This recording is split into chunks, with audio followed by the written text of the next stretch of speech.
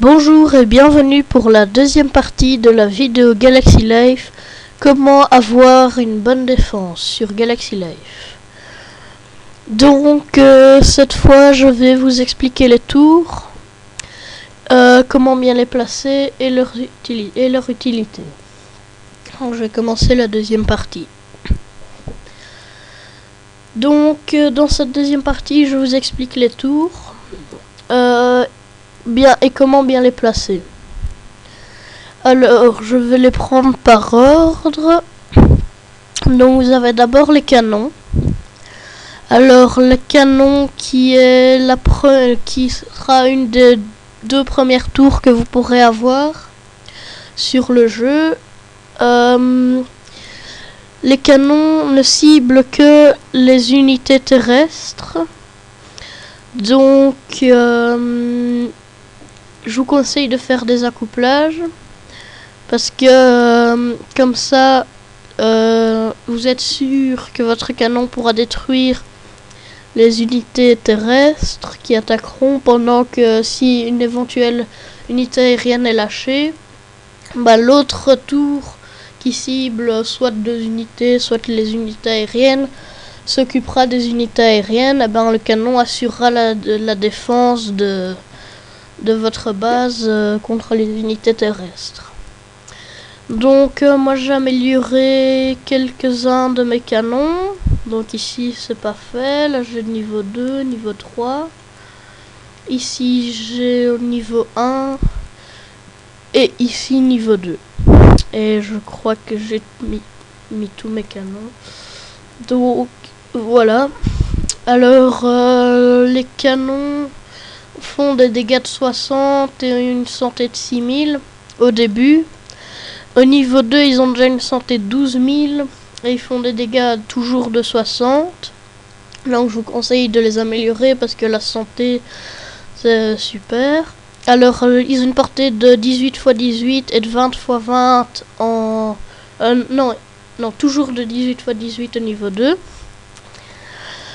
Ils ont une cadence de tir de 0,66 par seconde, ce qui est un peu lent, mais c'est pas grave, ça a une aire d'effet, donc faut voir chaque tour a ses avantages.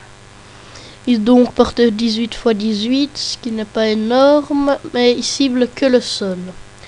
Donc je vous conseille de faire des accouplages avec, par exemple ici j'ai mis un lance-missile avec, comme ça il est en sécurité.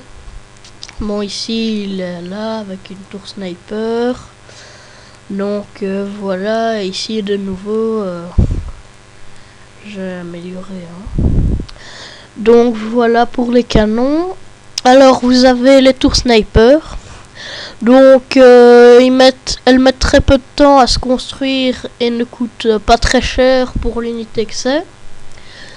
Bon, elles font des dégâts de 90, ce qui n'est pas mal, mais ne cible qu'une unité à la fois. Donc c'est ça qui est dommage, c'est que moi aussi quand vous voyez le canon c'est ironique quoi. Donc voilà. Alors il cible toutes les unités donc si par exemple ici on lâche je sais pas moi, des guêpes et des marines, la tour sniper pourra s'en occuper, mais un à un.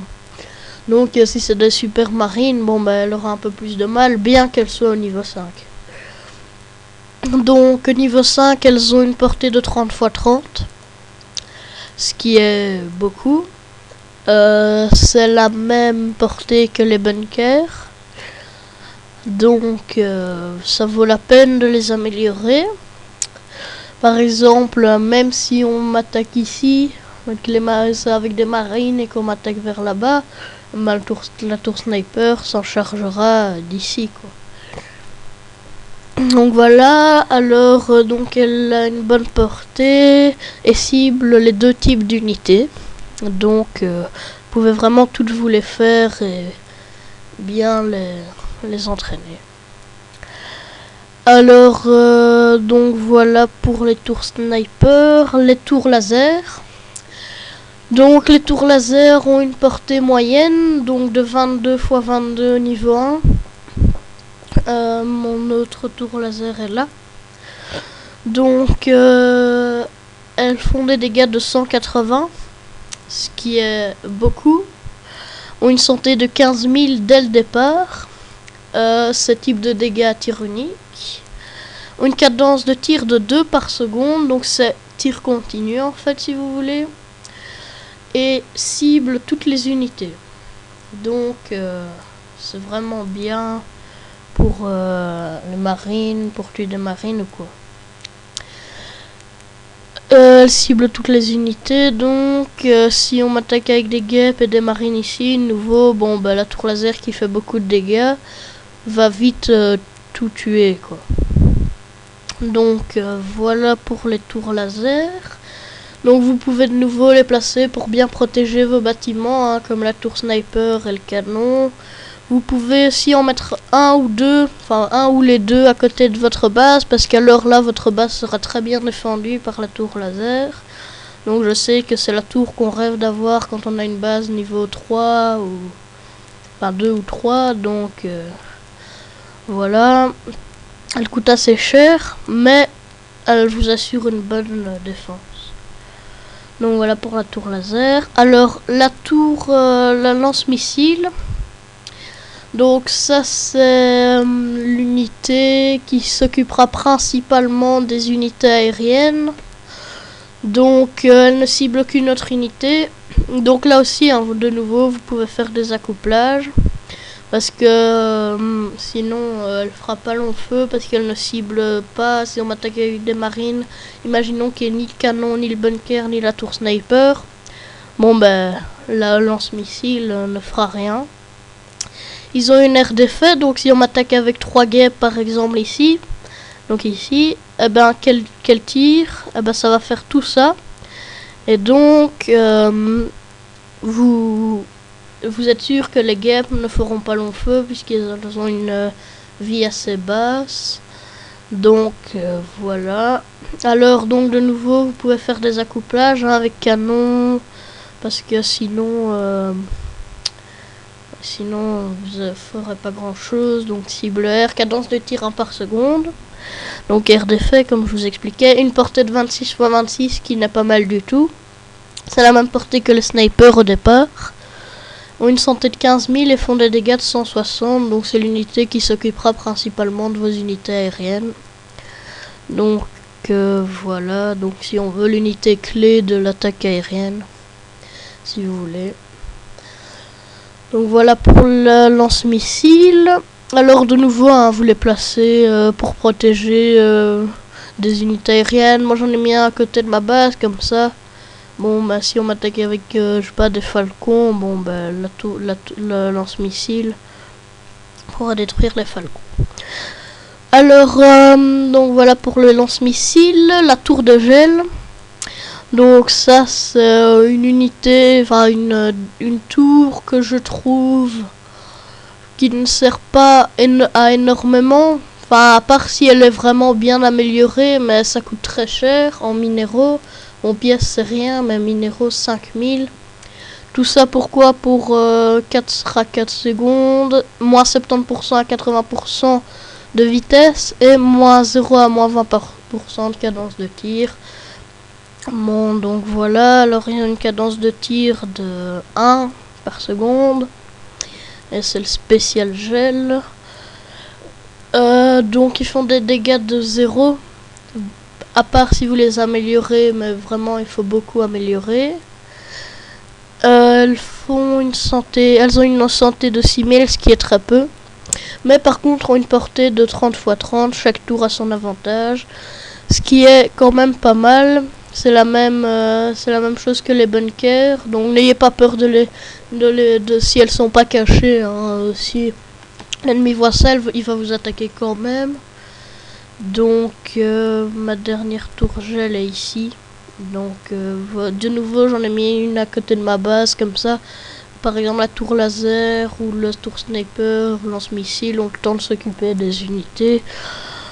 Mais elle coûte cher, mais elle ne met que 30 secondes à se construire, donc ça va quoi. Vous pouvez vous les faire. Donc voilà. Et enfin,